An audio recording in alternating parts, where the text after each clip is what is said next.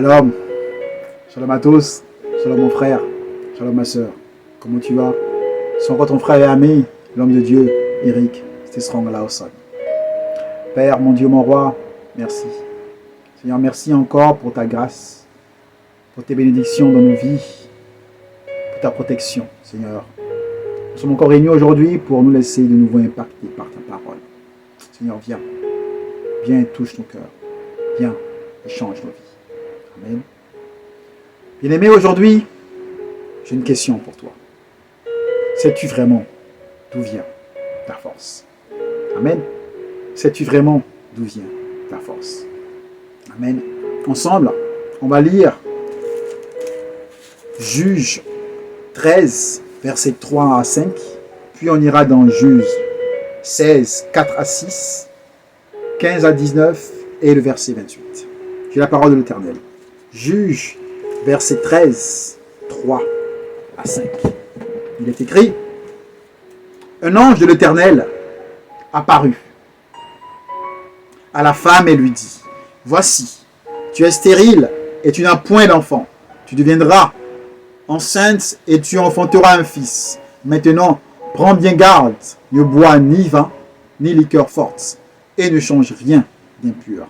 Car tu vas devenir enceinte et tu enfanteras un fils. Le rasoir ne passera point sur sa tête, parce que cet enfant sera consacré à Dieu dès le ventre de sa mère, et ce sera lui qui commencera à délivrer Israël de la main des Philistins.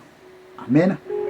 Ensuite, allons dans Juge 16, 4 à 6. Il est écrit: après cela, il aima une femme dans la vallée de Sorek. Elle se nommait Délila. Les princes des Philistins montèrent vers elle et lui dirent: flatte-le pour savoir d'où lui vient sa grande force et comment nous pourrions nous rendre maîtres de lui.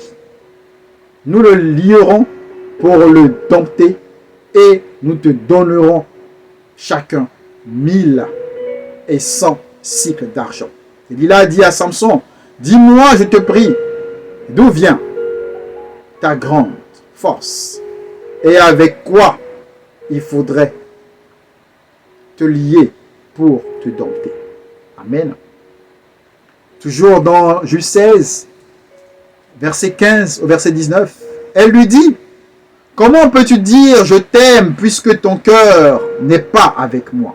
Voilà 3 fois que tu t'es joué de moi et tu ne m'as pas déclaré d'où vient ta grande force. Comme elle était chaque jour à le tourmenter et à l'importuner par ses instances, son âme s'impatienta à la mort. Il lui ouvrit tout son cœur et lui dit: le rasoir n'a point passé sur ma tête parce que je suis consacré à Dieu dès le ventre de ma mère. Si j'étais rasé, ma force m'abandonnerait. Je deviendrais faible et je serais comme tout autre homme. Délila, voyant qu'il lui avait ouvert tout son cœur, envoya appeler les princes des Philistins et leur fit dire: montez cette fois, car il m'a ouvert tout son cœur. Et les princes des Philistins montèrent vers elle et apportèrent l'argent dans leurs mains. Elle l'endormit sur ses genoux. Et ayant appelé un homme, elle rasa les 7 tresses de la tête de Samson et commença ainsi à le dompter. Il perdit sa force. Amen. Finissons avec le verset 28. Alors Samson invoqua l'Éternel et dit: Seigneur éternel, souviens-toi de moi, je te prie. Ô Dieu, donne-moi de la force seulement cette fois, et que d'un seul coup, je tire vengeance des Philistins pour mes 2 yeux. Amen. Sais-tu vraiment d'où vient ta force? Bien-aimé, voici l'histoire de Samson, consacré de le ventre de sa mère par l'Éternel. Donc il avait une mission précise que Dieu lui avait confiée depuis le ventre de sa mère. Être la source de la délivrance du peuple d'Israël. Et voilà que Samson s'est égaré de sa mission première. Le voilà avec Délila. Et là, Délila lui pose la question: d'où vient ta force? Délila ne lui a pas dit dans quoi est ta force. dans quoi réside ta force? Elle a dit, d'où vient ta force? Samson, au lieu de répondre, ma force vient de l'Éternel, car il était consacré par l'Éternel pour un but précis. Il dit, j'ai été consacré, mais ma force, c'est maîtresse. Amen. Il n'avait pas compris que sa force venait de Dieu et non de cette tresse. Cette tresse était juste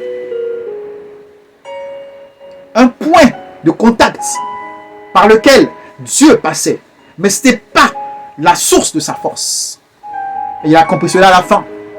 Quand il n'avait plus de cheveux, les cheveux rasés, les yeux percés. Et là, maintenant, il comprend que sa force, c'est Dieu. Et là, il dit, oh Dieu éternel, donne-moi de la force. Il a compris que la force physique dont il avait besoin ne venait pas de ses cheveux. Sinon, il aurait pu dire, oh Dieu, fais de nouveau pousser mes cheveux. Que je redevienne fort. Mais il a dit, donne-moi de la force. Il a compris que sa force venait de Dieu. Amen. Sais-tu d'où vient ta force? Bien-aimé, ta force, ce n'est pas dans ce que tu as. Ce n'est pas les acquis. Ce n'est pas ton argent.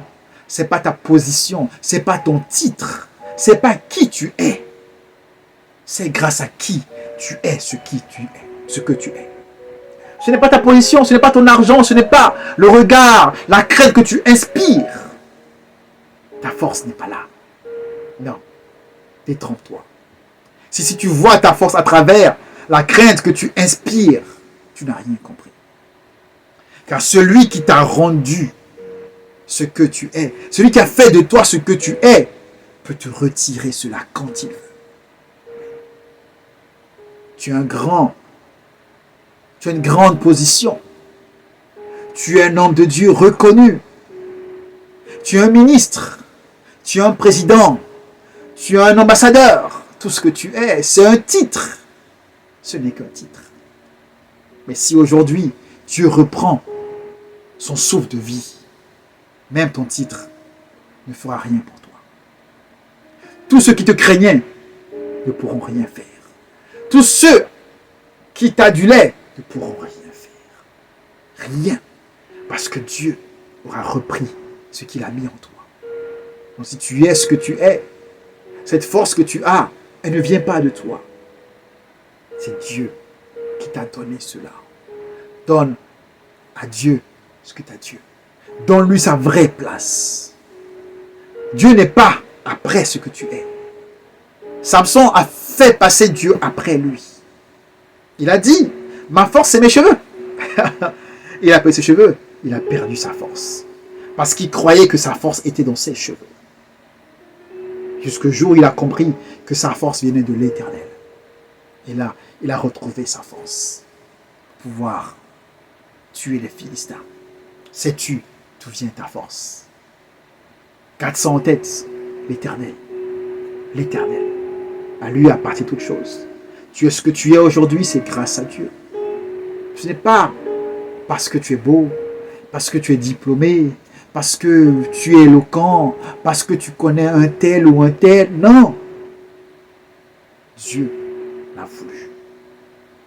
S'il n'avait pas voulu, ça n'allait pas se passer. Dieu a voulu.